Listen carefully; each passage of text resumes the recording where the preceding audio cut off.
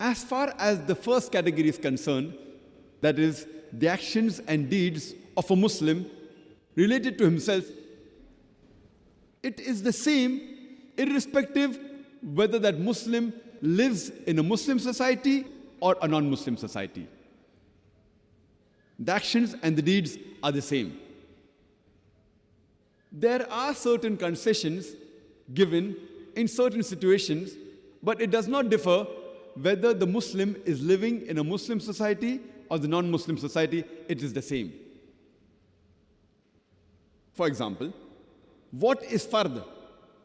What is compulsory for a Muslim in a Muslim society is also fard, is also compulsory for a Muslim in a non-Muslim society.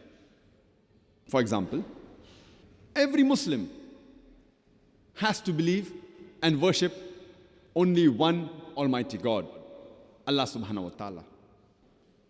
Irrespective whether he's living in a Muslim society or a non-Muslim society, he should believe in Tawheed. He should worship only one Allah subhanahu wa ta'ala. A Muslim has to pray 5 times a day, minimum, in a Muslim society. The same has to be done by that Muslim even if he lives in a non-Muslim society. Fine, there may be different situations. In a Muslim society, there may be a mosque in every area. There may be a mosque in every second street, which may not be the case in a non-Muslim society. But yet, if a Muslim is living in a non-Muslim society, he has to offer 5 times salah. It is compulsory. It is fard. If the mosque is not close by, or he has to travel long and he cannot do that, he has to offer salah maybe in his office or at home, but salah is fard. He has no excuse to miss it. A Muslim, irrespective whether he is living in a Muslim or a non-Muslim society, he has to give zakat. If he is entitled to give. If he has a saving of more than the nisab level, more than 85 grams of gold, he or she should give 2.5% of that excess wealth, of that saving, every lunar year in charity. A Muslim cannot say that he is living in a non-Muslim society and the standard of living is high, or the place where he is living, it is expensive, therefore he will not give zakat. If he has a saving of more than the nisab level, 85 grams of gold, he or she should give zakat every year. A Muslim, irrespective whether they're living in a Muslim or a non-Muslim society, he has to fast in the month of Ramadan. If the days are short in winter, maybe the timings will be less. If it's in summer where the days are long, the timing of the fast would be longer. But he has to fast compulsory. He has no excuse. If he lives in a non-Muslim society, he has no excuse. He has to fast. Similarly, a Muslim, if he has the means to perform Hajj, if he's an adult, he should at least perform Hajj once in his lifetime. If he has the means, health, and money, he has to offer Hajj. There's no excuse, even if he's living in a non-Muslim society. He may be living far away from Saudi Arabia, from Makkah. But if he has the means to travel that distance, he has to offer Hajj, at least once in his lifetime. It is fard.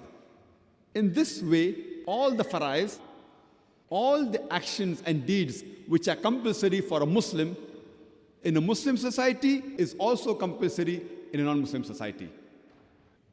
A Muslim woman, she has to do hijab, irrespective whether she's living in a Muslim or non-Muslim society. She has no excuse that she's living in a non-Muslim society.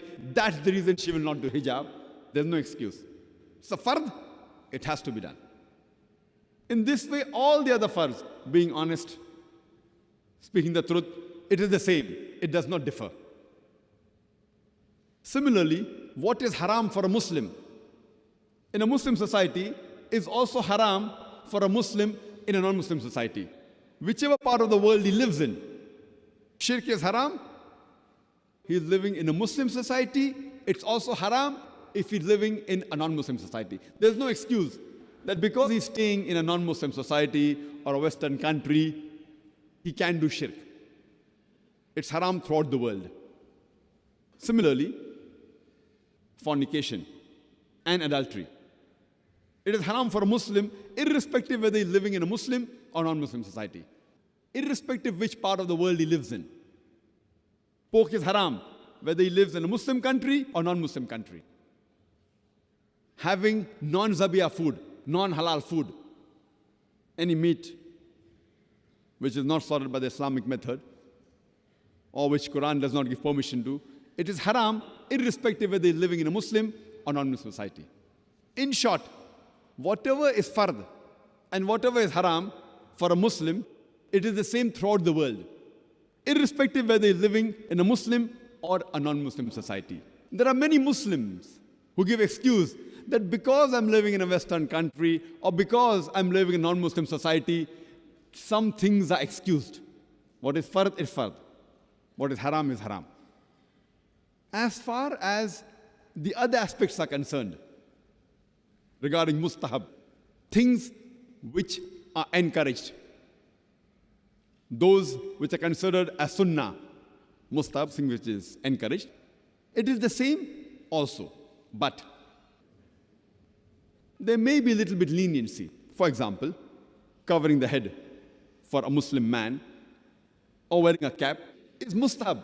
It is the sunnah of the Prophet. But if you feel that you're living in a non-Muslim society and you feel that wearing a cap may endanger your life, and if you want to avoid that act, you can do it. Because wearing a cap is not fard in Islam. If you do it, you will get plus points. If you don't do it, you have no loss. But you will not get the plus points.